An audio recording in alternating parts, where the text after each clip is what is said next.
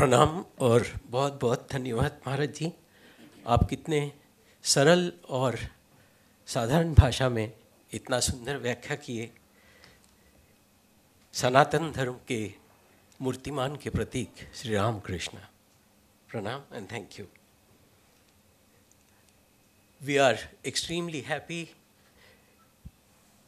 with the holy presence of Srimad Swami Gautamanand Ji Maharaj, President Ramakrishna Math and Ramakrishna Mission, Belur Math. Let us honor him with a big round of applause.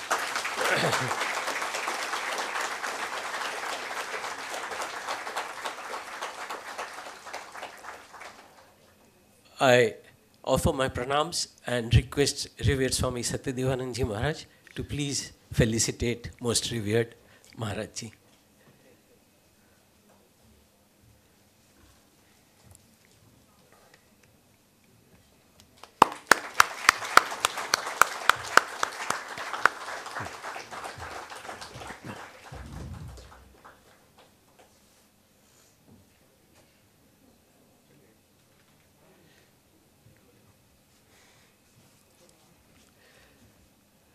As per our program, our next speaker is Shri S.M. Datta, President of Ramakrishna Mission, Mumbai. Unfortunately, due to his health issues, he has not been able to make it. He has sent a message to revered Satyadevanand Ji Maharaj. Sri S.M. Datta has been the president of Ramakrishna Mission for many years now. And he is a very senior devotee of the Holy Trio. He has received initiation from the 6th president of the Ramakrishna Order, most revered Swami Virajananda Ji Maharaj. We are saddened that he has not been able to make it today. Let us wish and pray for him for his speedy recovery. In his place, we have the privilege and honor of Shri Sanjeev Shelgikar Ji, who is also a member of the Managing Committee of the Ramakrishna Mission, Mumbai. And we are so grateful to him that in this short notice, he has accepted our invitation and agreed to speak this evening. Before I invite him to speak, I shall briefly introduce him with a few words which I have received from him directly. And once again, request all of you to please put your mobile phones in silent mode. After this, there's going to be a discourse, a benedictory discourse by most revered President Swamiji. So let there not be any disturbance during his talk.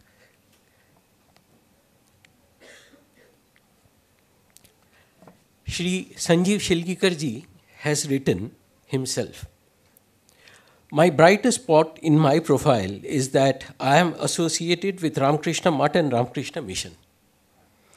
That institution, considering me to be worthy of association, is my biggest achievement in my life. All others are just worth nothing. Be that as it may, some profile points are as under. A chartered accountant in practice in tax and corporate finance for the last 47 years. I was an All India high rank holder for the CA examination. Engaged in helping corporations to raise equity and debt capital from domestic as well as international markets. I have worked on local Indian and cross-border corporate mergers and acquisitions, running a non-profit company engaged in microcredit to poor women in and around Trivandrum, trying hard to study basic tenets of Shankar Advaita Vedanta for the last 12 years, read a lot of Swami Vivekananda literature, all works in 10 volumes. Trying to learn true bhakti from works of Ramakrishna Dev and Mahamayaji, I know it's a long journey, would always like to be a student for learning anything from the mission. With that brief introduction, I request Shri Sanjeev Shelgikarji to please address.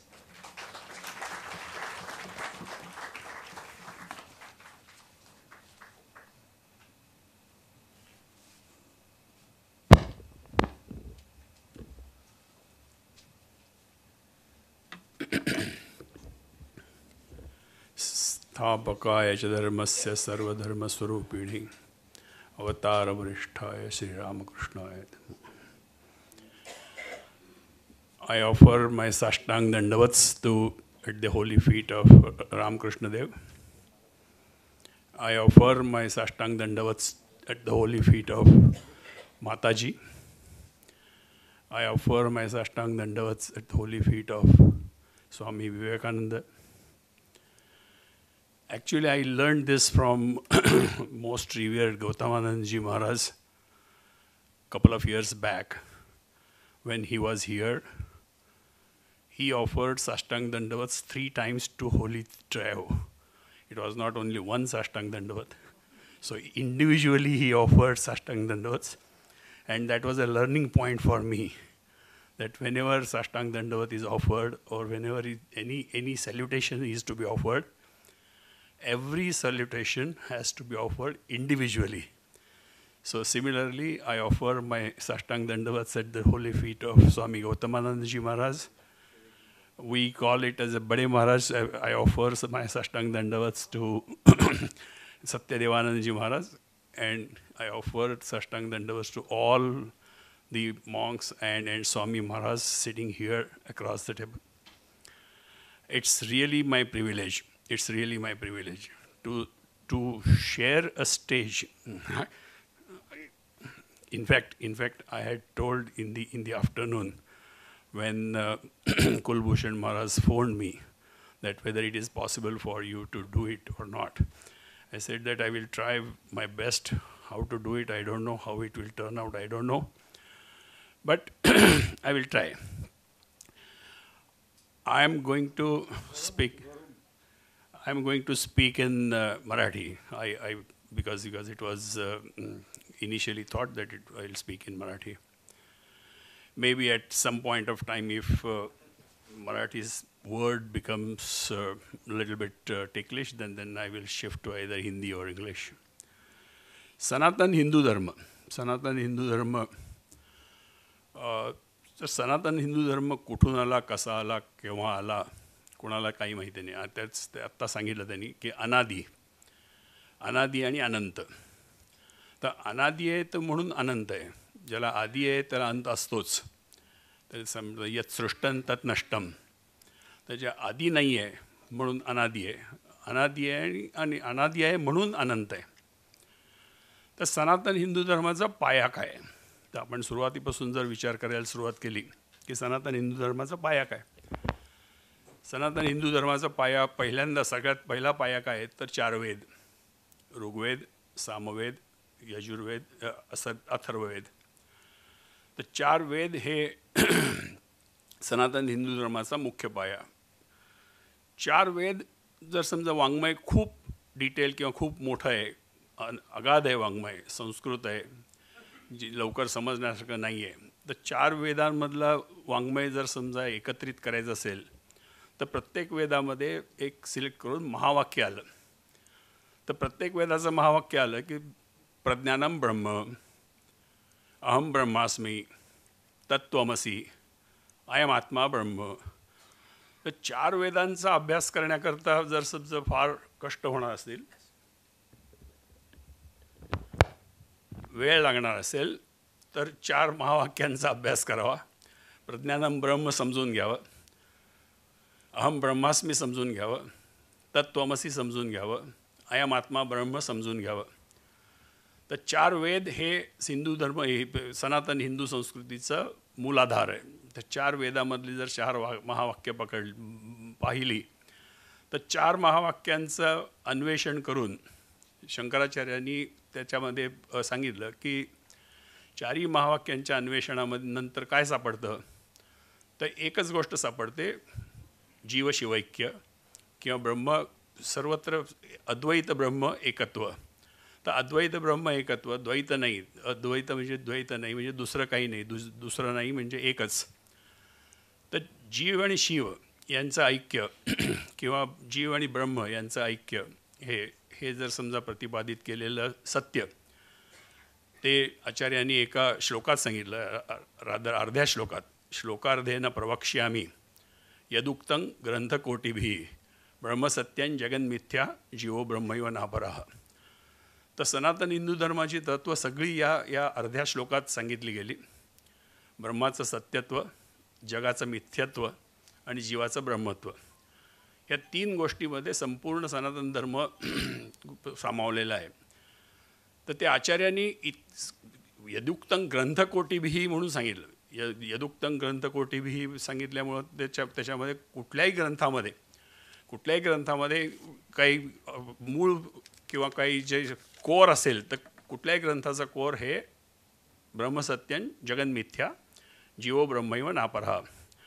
ते पूर्ण केवळ अद्वैत हेच संपूर्ण सनातन धर्माचं core आहे. 4 वेदांचं core आहे. 4 वेदांच्या महावाक्यांचं कोर आहे. मग ते महावाक्य प्रज्ञानम ब्रह्म असू दे, ते वाक्य अहम ब्रह्मास्मी असू दे, ते वाक्य अयमात्मा ब्रह्म असू दे, किंवा ते महावाक्य तत्त्वमसी असू दे. त्या सर्व वाक्यांचं कोर काय, तर सर्व वाक्यांचं कोर हे जीव आणि शिव ऐक्य म्हणजे न द्वैत. दुसऱ्या कुठल्याही गोष्टीला अस्तित्व नाही. तर दुसऱ्या कुठल्या गोष्टीला अस्तित्व नाही याचा अभ्यास करून दुसऱ्या कुठल्या गोष्टींचं अनस्तित्व म्हणजे एकमेवा द्वितीयत्व सर्व त्याचा याच देही याचा डोळा अनुभव घ्यायचा आहे. तर याच देही याचा डोळा अनुभव घ्यायचा तर हिमालयात जाऊन अनुभव घ्यायचा, हिमालयात जाऊन अभ्यास करायचा, का हिमालयात जाऊन अनुभव घेतल्यानंतर हिमालयातच राहायचं. म्हणजे अनुभवापूर्वी आणि अनुभवानंतर. तर अनुभवापूर्वी आणि अनुभवानंतर काय पाहिजे, तर ती जी सनातन धर्माची सनातन धर्माचा आस्पेक्ट रामकृष्ण मिशन आणि रामकृष्ण मठ यांनी प्रतिपादित केला, तो समाजापासून दूर जायचं नाही. समाजापासून दूर जायचं काहीच कारण नाही. तुम्हाला सनातन धर्माचं जे मुख्य प्रिन्सिपल आहे अहम ब्रह्मास्मी असेल किंवा तत्त्वमसी असेल किंवा अद्वैत तत्त्वज्ञान असेल, तर अद्वैत तत्त्वज्ञान शिकण्याकरता किंवा अद्वैत तत्त्वज्ञानाची निष्काम कर्म, निष्काम उपासना आणि समर्पण वगैरे झाल्यानंतर, साधनचतुष्टय संपन्नत्व घेतल्यानंतर, काय श्रवण मनन निधिध्यासन झाल्यानंतर, गुरुकृपा झाल्यानंतर जर याच देही याच डोळा मला अहम ब्रह्मास्मीचा अनुभव आला, तो अहम ब्रह्मास्मीचा अनुभव इंद्रियातीत असून इंद्रियाद्वारे आला. त्या सगळ्या टेक्निकॅलिटीज जरी झाल्या तर त्यानंतर काय, तर त्यानंतर काय हा प्रश्न जर उत्तर द्यायचं असेल तर नानवाप्तम अवाप्तव्यम वर्तयेवच कर्मणी नमे पार्थास्ति कर्तव्यं त्रिषु लोकेषु किंचन नानवाप्तम अवाप्तव्यम वर्तयेवच कर्मणी. समाजापासून दूर जाऊ शकत नाही. सक्ता कर्मण्य विद्वांसो यथा कुर्वन्ति भारत कुर्याद विद्वांस तथा सक्तस चिकीर्षुर लोकसंग्रहम. तर ते चिकीर्षुर लोकसंग्रहम हे साधन म्हणून सुद्धा कसं वापरता येईल आणि साध्यानंतरसुद्धा काय कसं वापरता येईल ह्याचा जो सुरेल संगम आहे, तो सुरेल संगम रामकृष्ण मिशन आणि रामकृष्ण आश्रम यांनी तो स्वामी विवेकानंद आणि रामकृष्ण देव यांच्या सल्ल्यानुसार आत्मनो मोक्षार्थम जगत हितायच.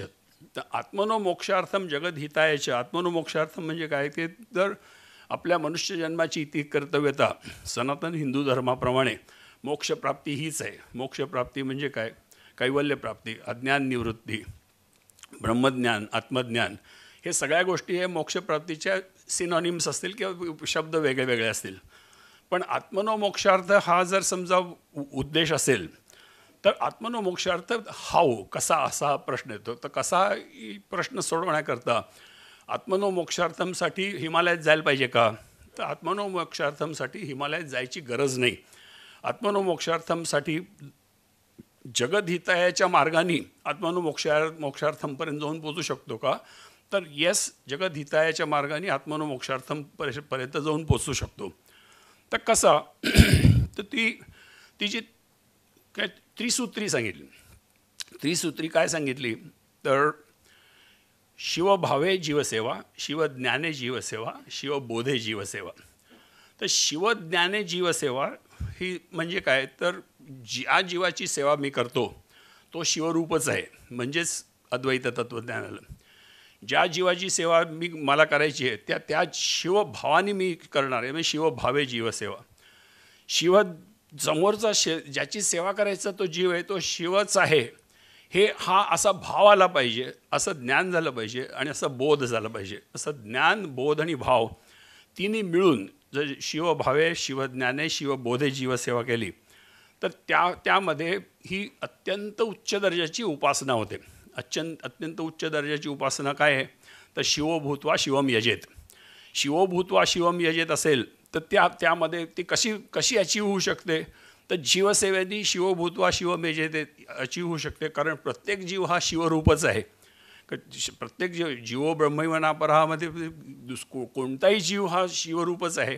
प्रत्येक जीव हा शिवरूपच आहे. तर प्रत्येक जीव शिवरूप असेल तर त्या जीवाची सेवा ही आपण तो शिवभावाने केली, शिवज्ञानाने केली आणि शिवबोधाने केली तर या त्रिसूत्रीने केलेली जी जीवसेवा आहे ती जीवसेवा निष्काम उपासना म्हणजे जे अगोदर ज्ञानाच्या पूर्वी निष्काम कर्म आणि निष्काम उपासना दोन्हीची आवश्यकता आहे.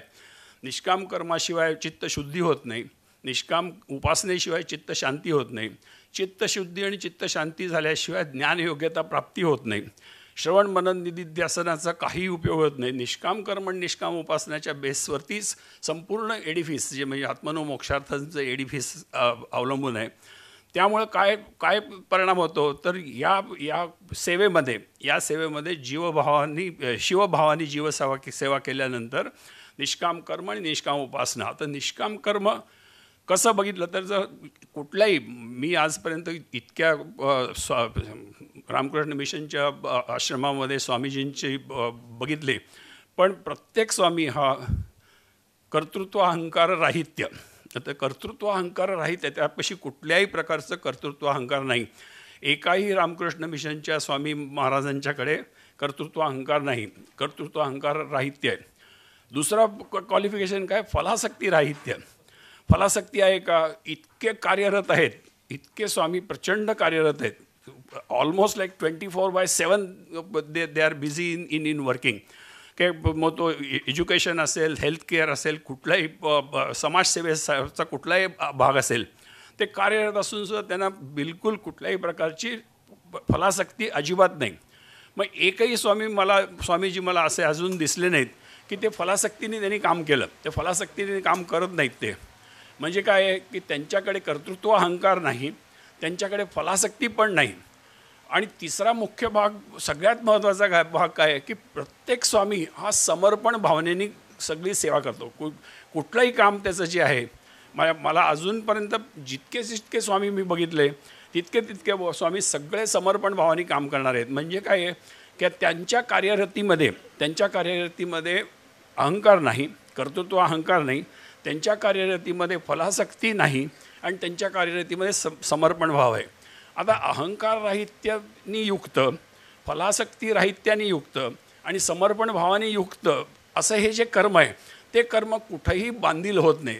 कर्मभीर नसबध्यते ब्रह्मण्याधाय कर्माणि संगन त्यक्त्वा करोति लिप्यतेन स पापेन पद्मपत्रमिवांभसा सर्ग. ते कुठल्याही प्रकाराने ते बांधील होत नाही. म्हणजेच काय की मोक्षाचा अधिकारी होण्याकरता जी कर्म प्रेरणा आहे ती कर्मप्रेरणा किंवा कर्मरती आहे, ती कर्मरती मोक्षाचा अधिकारी होण्याकरता लागण्याकरता जी 3 क्वालिफिकेशन्स आहेत ते 3 क्वालिफिकेशन्स या आत्मनो मोक्षार्थ जरी समजा असलं तर तो जगत हितायाचं जे सर्व्हिस एलिमेंट आहे मिशनमधला सर्व्हिस एलिमेंट जो सांगितलं की आम्ही डॉक्टर स्वामी बघतो ते 24/7 त्यांना फक्त सेवा सेवा सेवा आणि त्या खरोखरी ते शिवभावे जीवसेवा करतात सगळीकडे. म्हणजे मी त्रिवेंद्रमच्या हॉस्पिटलमध्ये सुद्धा मी बऱ्याच वेळा जातो. त्रिवेंद्रमचं रामकृष्ण मिशनचं हॉस्पिटल आहे. 24/7 स्वामीजी बिझी असतात, हॉस्पिटल बघतात. त्यांच्यासमोर 14 CCTV कॅमेरे आहेत. मी त्यांच्या रूममध्ये 14 CCTV कॅमेऱ्यामध्ये सतत ते बघत असतात कुठं काय चाललं आहे. त्यामुळे इतका सेवाभाव, इतका समर्पण भाव आणि इतकं अहंकार राहित्य, काहीही मी हे करतो हे मी आजपर्यंत एकदाही कुठल्याही स्वामीजींकडून ऐकलं नाही. मी हे करतो, आय डू इट. नो, न ते मग तिथं समजतं नैव किंचित करोमी ती युक्तो मन्येत तत्ववित. तर मी काही करत नाही, ही सगळी होली ट्रिओ माझ्याकडून करून घेते, इतकी फर्म कन्व्हिक्शन आहे सर्व स्वामींची. मग आला कुठे परत की कर्मामध्ये रती तर आहेच, कर्मामध्ये रती आहे, पण कर्मामध्ये रती असताना सुद्धा अहंकार नाही, कर्मामध्ये रती असून सुद्धा फलासक्ती नाही, कर्मामध्ये रती असून समर्पण भाव आहे. तर त्या तिन्ही गोष्टींनी युक्त असलेलं जे कर्म आहे ते चित्तशुद्धीकडे पूर्णपणे नेतं. चित्तशांती जी समर्पण भावनेने चित्तशांती होते, चित्तशुद्धी आणि चित्तशांती झाल्यानंतर ज्ञानयोग्यता प्राप्ती होते. श्रवण मनन निधिध्यासन तर होतच असतं. रोज ते त्रिवेंद्रमला आम्ही जातो त्यावेळेस रोज संध्याकाळी ते वचनामृत वाचल्याशिवाय जेवण नाहीच, भजन केल्याशिवाय जेवण नाहीच, आरती केल्याशिवाय जेवण नाहीच. म्हणजे इतकी समर्पण भावना आहे, इतकी श्रवण मनन निधिध्यासन संपूर्ण तत्त्वज्ञान तत्त्वम पदार्थ शोधन मग सगळ्या टेक्निकॅलिटीजमध्ये जाऊनसुद्धा ते पूर्ण अखंड कार्यरत आहेत. आणि ह्या जो मुक्ती किंवा मोक्ष हिमालयातून मेन स्ट्रीटवरती आणला, गावामध्ये आणला, तो रामकृष्ण परमहंसांच्या आशीर्वादाने त्यांच्या संकल्पनेने आणला. अदरवाईज मोक्ष अगोदर हिमालयामध्ये होता, गंगेच्या काठी होता का मंदाकिनीची काठी होत्या का गंगोत्रीपाशी होता. त्यांच्या आश्रमातून मोक्ष आणला तो समाजामध्ये आला. समाजामध्ये राहून समाजाची सेवा करून आपण ही मोक्षप्राप्ती करू शकतो हे सांगून दिलं. ते तीन गोष्टींनी सांगून दिलं की कर्म करताना तुम्ही अहंकार राहित्य पाहिजे, कर्म करताना तुम्ही फलासक्ती राहित्य पाहिजे, आणि कर्म करताना तुम्हाला समर्पण भावना पाहिजे. आणि म्हणून शिवभावे जीवसेवा, शिवज्ञाने जीवसेवा, शिवबोधे जीवसेवा, हे 3x3 जे 2 मॅट्रिक्स सांगितले ते 2 मॅट्रिक्स अतिशय ॲप्ट आहेत. आणि त्यामध्ये मोक्षाचं साधन म्हणून पण ॲप्ट आहेत, आणि मोक्षोत्तर जी आहे देहधारी तोपर्यंत आहे तो त्यासाठी पण ॲप्ट आहे.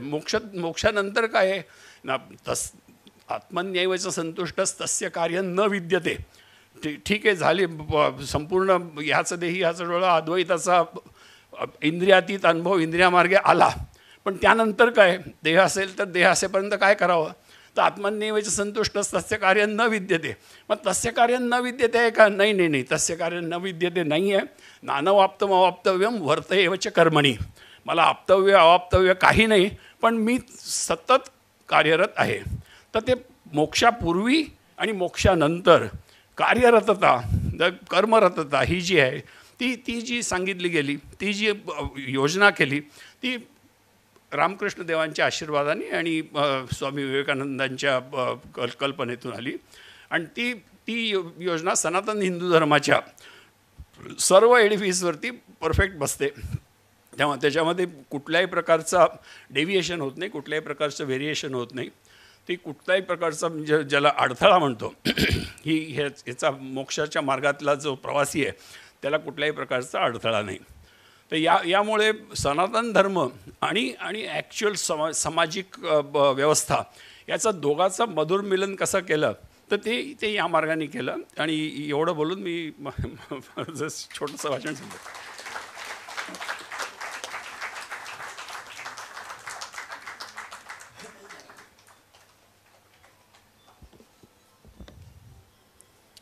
एक आदर्श गृहस्थ